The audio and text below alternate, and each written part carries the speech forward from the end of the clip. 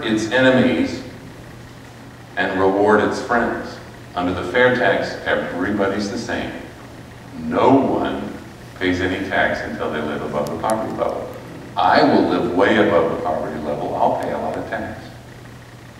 These people, retired people, fixed income people, won't pay a dime of tax. The fair tax does not tax used products. These people buy used cars, buy used houses, buy used appliances, buy used clothing. You can spend way above the poverty level under the fair tax and still not spend a dime if you spend your money wisely on used things. That's how the fair tax treats low-income, fixed-income, blue-collar workers. And let me tell you the best thing about blue-collar workers. Right now, if you go to Europe, your dad should take you there for your graduation present. And he should take you to the Champs-Élysées in Paris, and he should buy you some expensive jewelry. And when you get to the Charles de Gaulle airport, you'll fill out a little thing that says, I'm taking this back to America with me, and you'll get back all the taxes that he paid on it when you leave. It's called a value-added tax. That's the way they do it in 29 of the 30 major countries in the world. You fill out the little form, you get the tax break. That's a pretty good deal for you and your dad. Unfortunately, the same is true if US Air goes and buys an Airbus from the Airbus guys. Now, if Lufthansa, the German airline, bought that aircraft, there was a little bit of tax added when they took the bauxite. Bauxite is the ore of aluminum out of the ground. And when they turned it into an ingot of aluminum, they add a little tax value, added tax, you added value. It's no longer bauxite in the ground, it's now an aluminum ingot. And then they make it into an aircraft part, and then they put it into an airplane, and then they sell the airplane. And at each stage, they added a little bit of tax. Notice that the consumer can't see that tax, but they added a little bit of tax. Now, if Lufthansa buys that plane, Lufthansa has to pay all those taxes. If US Air over in America buys that plane, they rebate all those taxes, and Lufthansa gets that plane pretty cheap. US Air gets that plane pretty cheap. Now, if we build that same plane in Washington State, a little company called Boeing, of course, Boeing has got corporate income taxes. Boeing has to match Social Security for all their employees. Boeing has to have an army of lawyers and CPAs to figure their taxes out so that they can spend their part of the $300 billion a year that the private sector spends every year to figure out their income tax returns. And that has Exxon lubricants in that plane. Exxon has corporate taxes, Social Security matching, an army of lawyers and CPA. It has DuPont coatings in that plane. DuPont has corporate income taxes, Social Security matching, and all that stuff. That plane, 30% of the value of that plane are the taxes that have been paid along the way.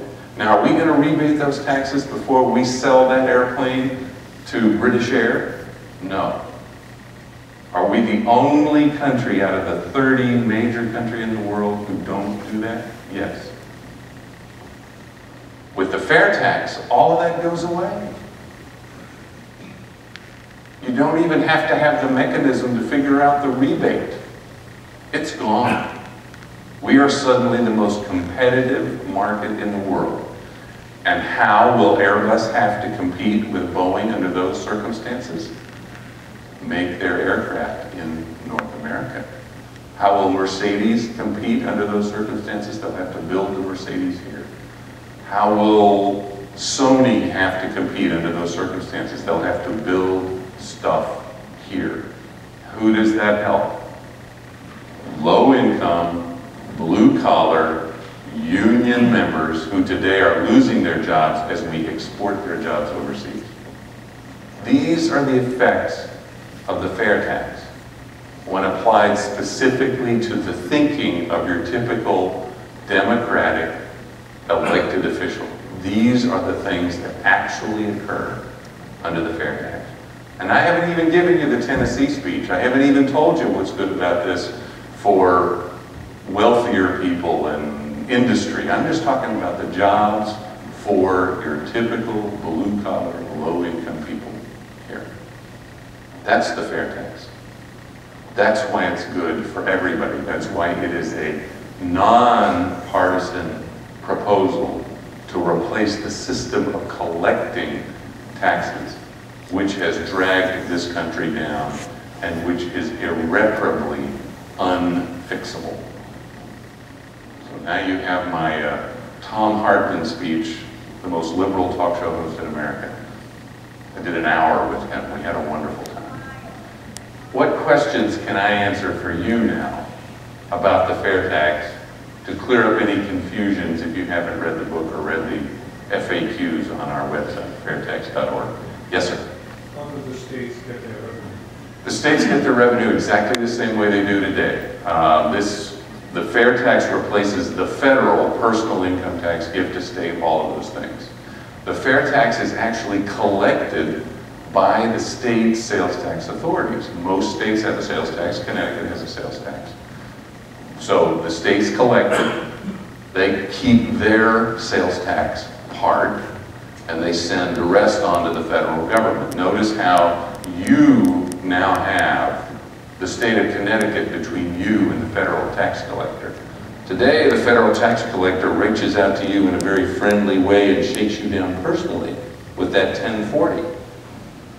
With the fair tax, your sales taxes are collected just like they are here in Connecticut. They go to the state capital, and the state capital sends the Fed piece on to them.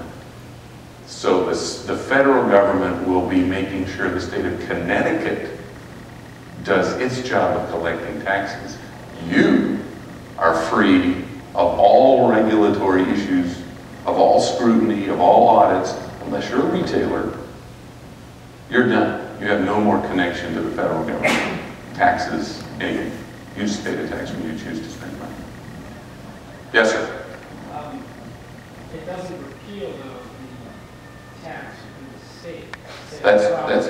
That's correct. If your state chooses to continue to have its income tax, it may. Of course, states that have income taxes go into recessions the deepest and come out of recessions the slowest. The states that flourish the most in the U.S. are Texas, Florida, Tennessee, Washington, New Hampshire. They don't have state income taxes. It's a good opportunity for you to educate your state legislators on get rid of these income taxes. Let's just have a sales tax for the state and a sales tax for the feds, and we're done. It's the least expensive way for a government to collect money. It is the most transparent, it is the most clear, it's the easiest thing to do. Yes, sir? What is the like percentage compared to like current tax? The current tax or current? Absolutely. There's the big question. That's why I made you look at your dollars. Okay? That's why I had you do that. So everybody's got their own number in their head now, right? Everybody's got their number that I had you think about earlier for how much money you had to earn to hold that dollar. If you replace personal, gift, estate, capital gains, alternative minimum, earned income tax credit, Social Security, Medicare, self-employment, and corporate taxes, if you replace all of those, and you want the federal government to get exactly the same amount of money that it does today, it's 23 cents out of every dollar you spend. It's 23 cents out of every dollar you spend. Now, what number did you guys come up with earlier? What was your percentage?